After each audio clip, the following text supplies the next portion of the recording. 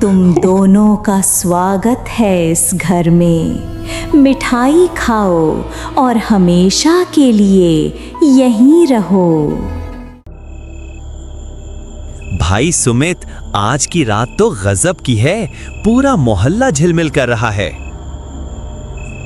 हाँ यार, दिवाली का मजा ही कुछ और है। चल घर चलते हैं, माँ बुला रही थी। अबे रुक तो सही, तूने कभी मंदिर के पीछे वाला पुराना घर देखा है? वो खंडहर बचपन से सुनता आया हूँ। वहाँ कोई लड़की रहती थी जिसने सुसाइड कर लिया था। अरे भूत भूत कुछ नहीं होता, चल ना बस झांक कर आते हैं। सुमित ने थोड़ा हिचकिचाते हुए हामी भर दी और दोनों दोस्त मंदिर के पीछे की उस अंधेरी गली की ओर निकल पड़े। तभी अंधेरे में से एक कार बहुत तेजी से आती है। सुमित और विजय को ठोकने ही वाली थी। ओए पागल आदमी, कार चलाने नहीं आती तो क्यों चलाते हो? आज तो वो हम दोनों का टिकट साथ में ही काटने वाला था। आज तो हम बाल बाल बचे हैं। हाँ, समय रहते नहीं भागते तो मरना तय था। शायद वो जल्दी में खा। नहीं, शायद वो शराब पी रखा था। वो दोनों उस घर के पास पहुंच चुके थे।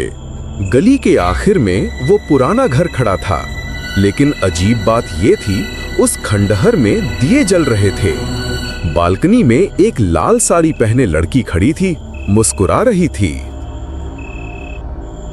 देखना सुमित, कोई है वहां? पर ये कैसे मुमकिन है? वो घर तो सालों से बंद पड़ा है। आइए, अंदर आइए, आज तो दिवाली है। सुमित और विजय उस लड़की की मीठी आवाज सुनकर अंदर चले जाते हैं। घर अंदर से बहुत खूबसूरती से सजा हुआ था। टेबल पर मिठाइयां रखी थीं, अगरबत्ती की खुशबू फैली थी। वाह, लगता है किसी ने सच में यहाँ दिवाली मनाई है। कुछ ठीक नहीं लग रहा विजय, चल लौट चलते हैं। इतनी सुंदर लड़की बुला रही है और तू डर रहा है? वो टेबल से लड्डू उठाता है, सुमित भी उठाता है, लेकिन उसका लड्डू नीचे गिर जाता है। जैसे ही सुमित लड्डू उठाने झुका, उसने देखा टेबल के नीचे से एक काली परछाई सरक कर गायब हो गई। विजय, मैंने कुछ देखा नीचे। क्या देखा? बिल्ली थी क्या? नहीं, नीचे कोई था और वो गायब हो गया। तेरे वहम है यार, चल ऊपर चलते हैं। वो ऊपर सीढ़ियों पर चढ़ा, लेकिन अगले ही पल ऐसा लगा जैसे किसी ने उसे खींच लिया हो। वो अचानक ऊपर से गायब हो गया।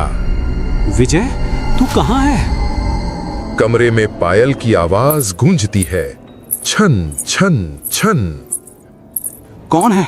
कौन है? विजय, घबराना नहीं, मैं आ रहा हूं। सुमित धीरे धीरे ऊपर गया। कमरा खुला हुआ था। कमरे के अंदर जाकर देखा तो उसका रूह कांप गया।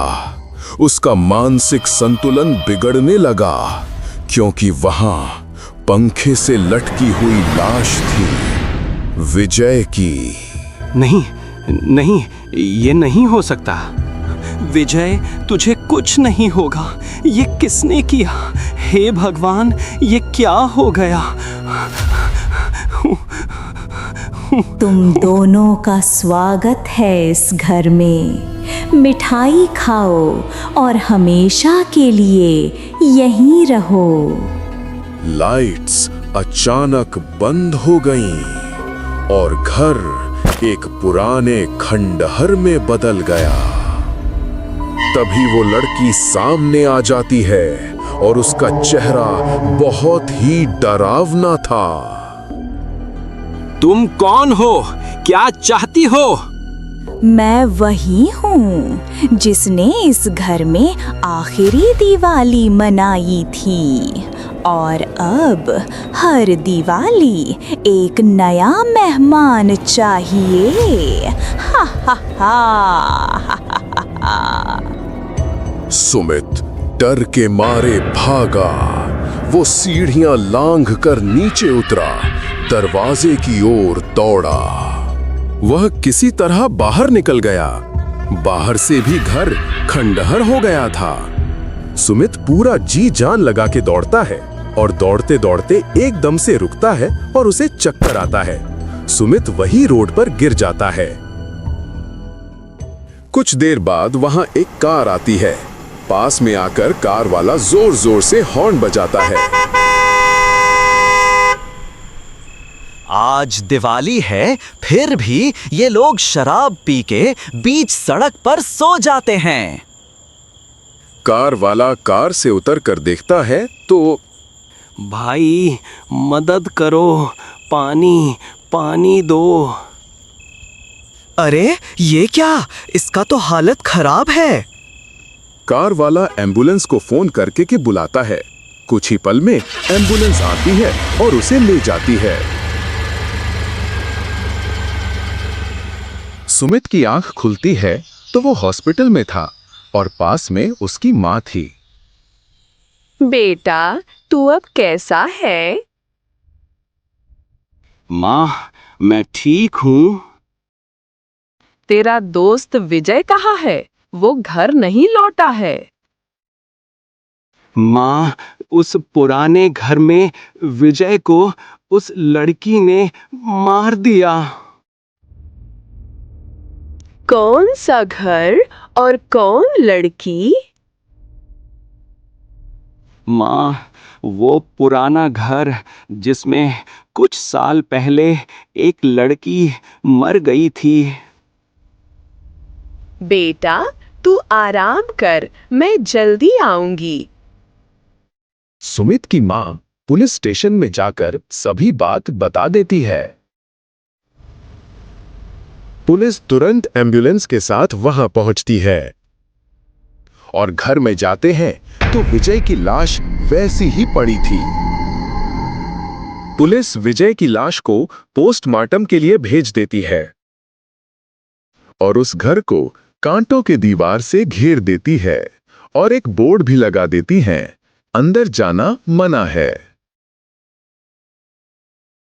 हमारा हॉरर स्टोरी आप लोगों को पसंद आया है तो एक लाइक और चैनल को सब्सक्राइब करें और हमारे मेहनत के लिए कमेंट करें।